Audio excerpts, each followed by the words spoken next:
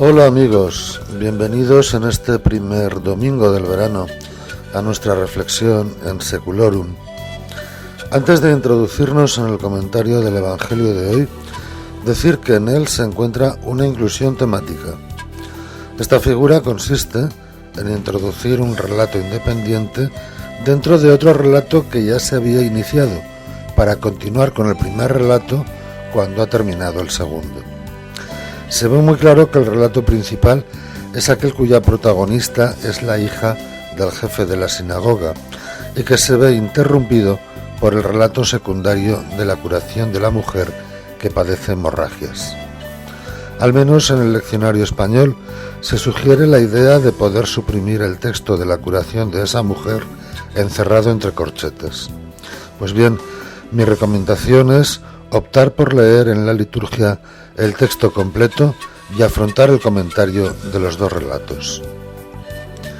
Contextualizando el texto completo, caemos en la cuenta de que Jesús en el Evangelio de Marcos había pronunciado un gran discurso sobre el reino en parábolas. A continuación, han cruzado el lago cuando Jesús ha calmado la tempestad. En la orilla pagana, Jesús ha curado al poseso de Gerasa. Ahora ha regresado a la orilla de Israel cuando se da esta situación. Todo acontece en torno al reino de Dios. Predicación sobre el reino en el lado de los paganos, las acciones del reino en el lado de Israel. Jairo es uno de los jefes de la sinagoga de Cafarnaún. Su hija se está muriendo. ¿Es su hija su comunidad? ¿Se está muriendo su comunidad religiosa judía? Jesús había protagonizado ya una célebre curación de un endemoniado en esa sinagoga, pero aunque la gente se quedó admirada de su enseñanza, sin embargo no dieron el paso hacia adelante que Jesús les proponía. El jefe de la sinagoga se ve en una situación límite y acude a Jesús. Después, ya de noche, le habían llevado a Jesús hospedado en la casa de Pedro a otros enfermos de la ciudad para que los curara. Ahora el jefe de la sinagoga hace lo mismo. La sinagoga es figura del judaísmo y ya no puede hacer nada por su hija. El judaísmo es impotente ante la gravedad de la niña y el propio jefe religioso acude a Jesús en busca de ayuda. Notemos que Jesús está ocupado en llevar el reino a los paganos y que Jairo debe esperar a que regrese a la orilla donde se encuentran él y su niña. En pleno diálogo entre Jairo y Jesús, el evangelista introduce un curioso relato de curación de una mujer que padecía hemorragias desde hacía tiempo. La pérdida continua de sangre produce anemia. Se nota en el color blanquecino de la piel, el cansancio acentuado que se da de modo permanente y la consiguiente pérdida de peso. La sangre va perdiendo glóbulos rojos y la persona queda vulnerable a las infecciones y a otras muchas enfermedades. Puede afectar por tanto a la vida.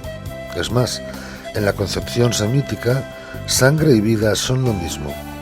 Alguien que pierde sangre todos los días es alguien que se muere un poco cada día. Y todavía peor, porque las hemorragias la convierten en una persona impura ritualmente hablando. Así que no podía dar culto público a Dios ni reunirse con su comunidad religiosa. Se trata, por tanto, de una situación especialmente delicada. Con solo tocar el manto de Jesús, el milagro se obra y la mujer queda curada y restablecida. Jesús le hace notar que es la fuerza de su fe la que ha obrado su curación. La fuente de la salud es Jesús, pero la salud es posible por la fuerza de la fe de la mujer. Acabado el relato secundario, el autor nos devuelve al principal. Llega el recado de que la hija de Jairo ha muerto. Sin embargo, Jesús insiste en acudir a su casa y ver a la niña. Jesús allí no habla de muerte, sino de sueño. Antes le había dicho al jefe de la sinagoga: no temas, basta que tengas fe. Jesús se ha hecho acompañar del pequeño grupo de discípulos por el que siente predilección: Pedro, Santiago y Juan. En la habitación, Jesús ha echado fuera a todos los que lloraban y gritaban. Ha cogido de la mano a la niña y ha dicho, Talita cumi. La niña se ha puesto en pie y ha comenzado a andar. Jesús le ha devuelto a la vida y también a su comunidad. La referencia a su edad pone de manifiesto que aún no puede decidir por sí misma y que debe seguir bajo la autoridad de sus padres. No le pide por tanto que le siga. Ella hará lo que hagan sus padres. Los dos episodios que hemos tratado se refieren a Jesús como fuente de la vida. El reino es la predicación, pero es también lo que Jesús hace. Lo que Él realiza son las acciones del reino. El reino te devuelve la dignidad perdida, te devuelve la salud que te amenaza. El reino te devuelve la vida que habías perdido. Basta que tengas fe. Sí, basta que tengas fe.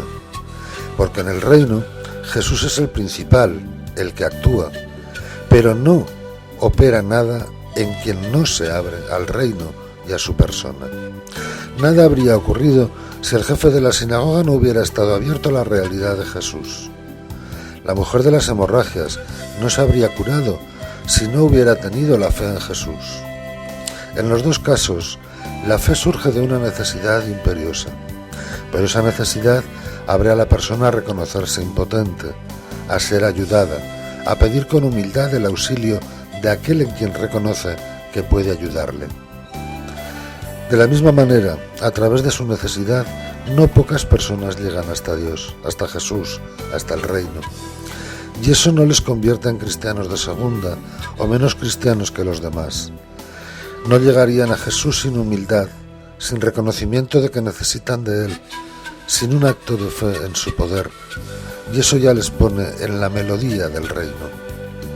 Aunque sin que nada obste para ello, es mejor vivir en la humildad de sabernos permanentemente necesitados de Él, aunque no sea por causa de una urgencia imperiosa, sino en nuestra vida diaria y cotidiana.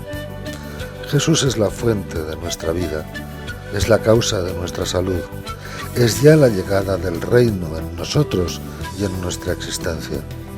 Basta que tengamos fe y el reino se realizará en nosotros. Pues que Dios os llene de sus bendiciones, que paséis un feliz domingo y una buena semana. Nos volvemos a encontrar aquí, si Dios quiere, el próximo domingo. Gracias.